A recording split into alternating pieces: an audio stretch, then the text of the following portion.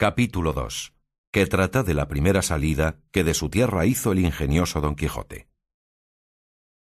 Hechas pues estas prevenciones, no quiso aguardar más tiempo a poner en efecto su pensamiento, apretándole a ello la falta que él pensaba que hacía en el mundo su tardanza, según eran los agravios que pensaba deshacer, tuertos que enderezar, sin razones que enmendar y abusos que mejorar, y deudas que satisfacer.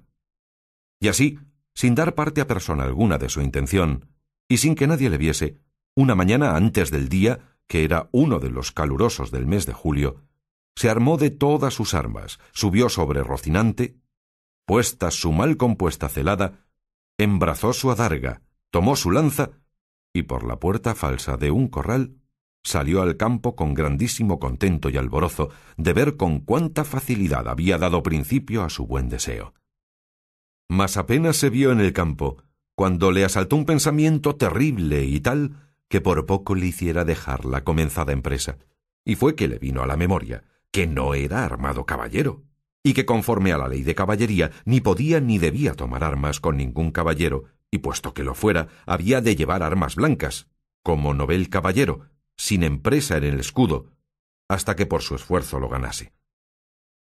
Estos pensamientos le hicieron titubear en su propósito, mas, pudiendo más su locura que otra razón alguna,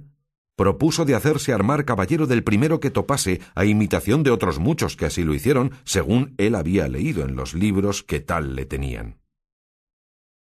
En lo de las armas blancas, pensaba limpiarlas de manera, en teniendo lugar, que lo fuesen más que un armiño. Y con esto se quietó, y prosiguió su camino, sin llevar otro que aquel que su caballo quería, creyendo que en aquello consistía la fuerza de las aventuras.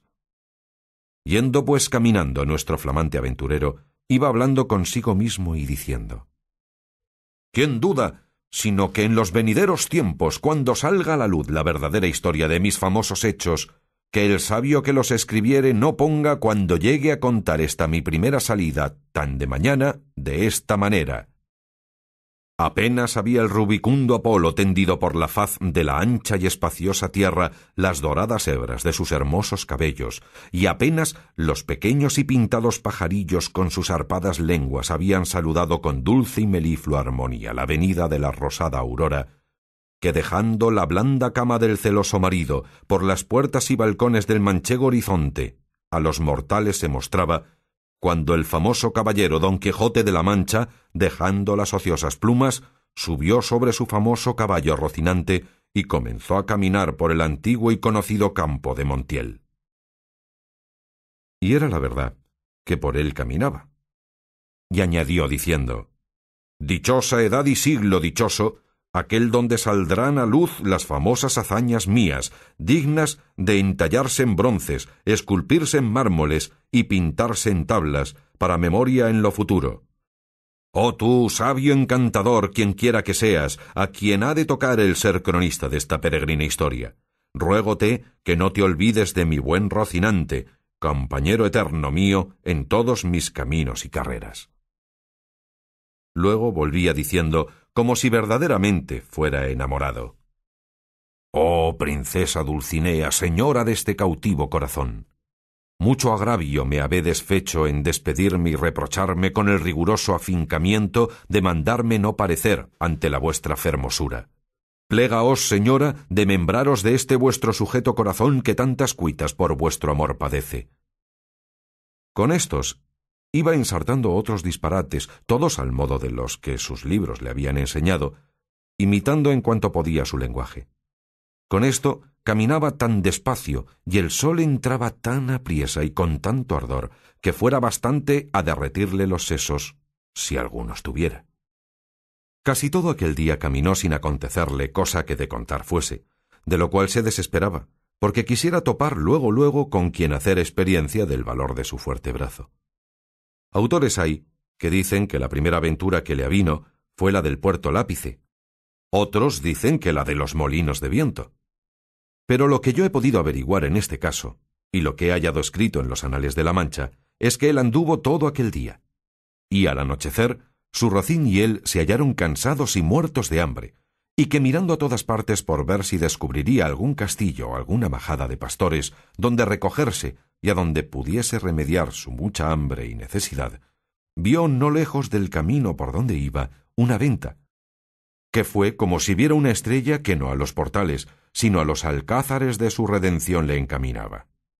Dióse priesa a caminar y llegó a ella a tiempo que anochecía. Estaban acaso a la puerta dos mujeres mozas, de estas que llaman del partido, las cuales iban a Sevilla con unos arrieros que en la venta aquella noche acertaron a hacer jornada. Y como a nuestro aventurero todo cuanto pensaba, veía o imaginaba le parecía ser hecho y pasar al modo de lo que había leído, luego que vio la venta, se le representó que era un castillo con sus 4 torres y chapiteles de luciente plata, sin faltarle su puente levadiza y honda cava, con todos aquellos adherentes que semejantes castillos se pintan. Fuese llegando a la venta, que a él le parecía castillo, y a poco trecho de ella detuvo las riendas a Rocinante, esperando que algún enano se pusiese entre las almenas a dar señal con alguna trompeta de que llegaba caballero al castillo. Pero como vio que se tardaban y que Rocinante se daba priesa por llegar a la caballeriza,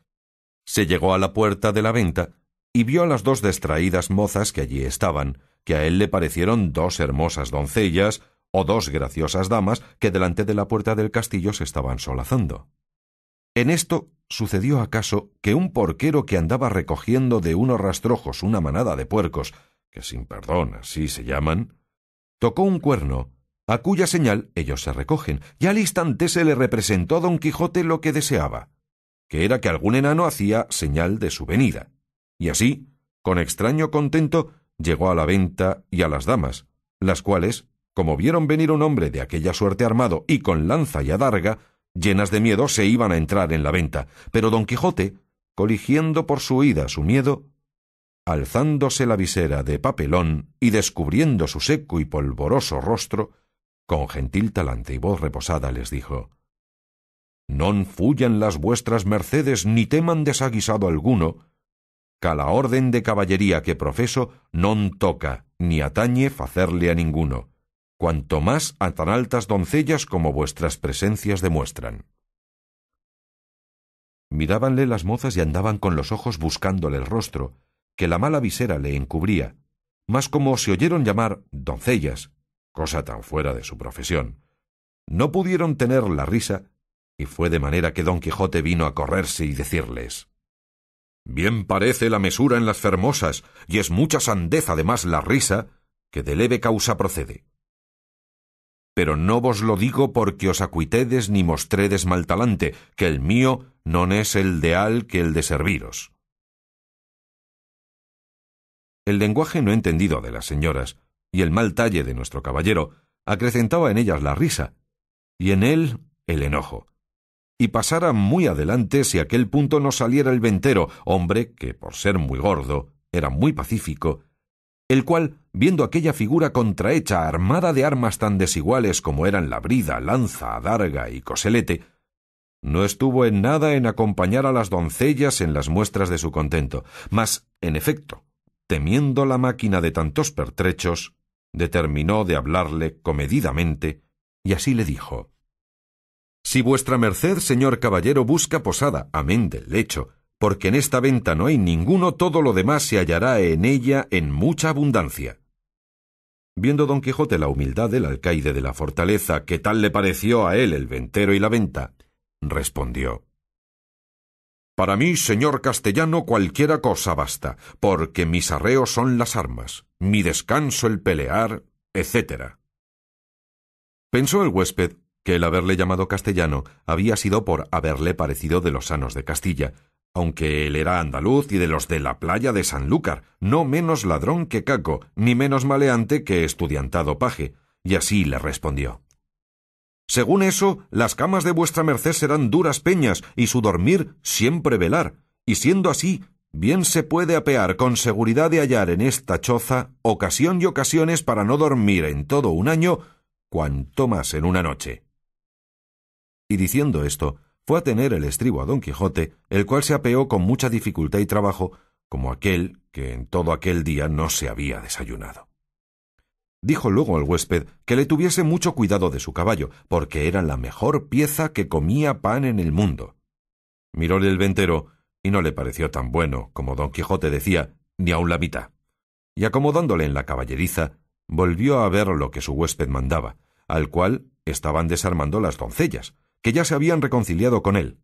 las cuales, aunque le habían quitado el peto y el espaldar, jamás supieron ni pudieron desencajarle la gola, ni quitalle la contrahecha celada, que traía atada con unas cintas verdes, y era menester cortarlas, por no poderse quitar los ñudos, mas él no quiso consentir en ninguna manera, y así se quedó toda aquella noche con la celada puesta, que era la más graciosa y extraña figura que se pudiera pensar.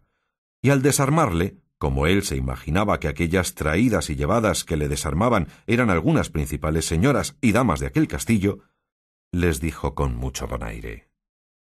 «Nunca fuera caballero de damas tan bien servido como fuera don Quijote, cuando de su aldea vino, doncellas curaban de él, princesas del su Rocino.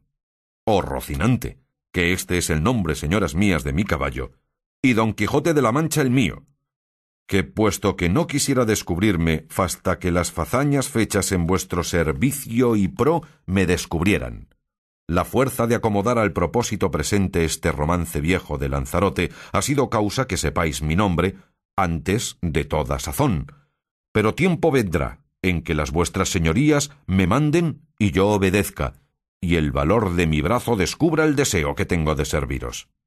Las mozas, que no estaban hechas a oír semejantes retóricas, no respondían palabra, sólo le preguntaron si quería comer alguna cosa. «Cualquiera llantaría yo», respondió don Quijote, «porque a lo que entiendo me haría mucho el caso». A dicha acertó a ser viernes aquel día, y no había en toda la venta sino unas raciones de un pescado que en Castilla llaman abadejo, y en Andalucía bacallao, y en otras partes curadillo, y en otras truchuela. Preguntáronle si por ventura comería su merced truchuela, que no había otro pescado que dalle a comer. «Como haya muchas truchuelas», respondió don Quijote, «podrán servir de una trucha, porque eso se me da que me den 8 reales en sencillos que en una pieza de a 8.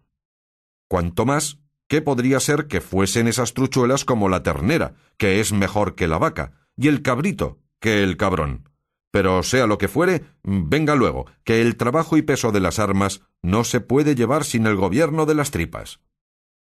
Pusiéronle la mesa a la puerta de la venta por el fresco, y trújole el huésped una porción del mal remojado y peor cocido bacallao, y un pan tan negro y mugriento como sus armas.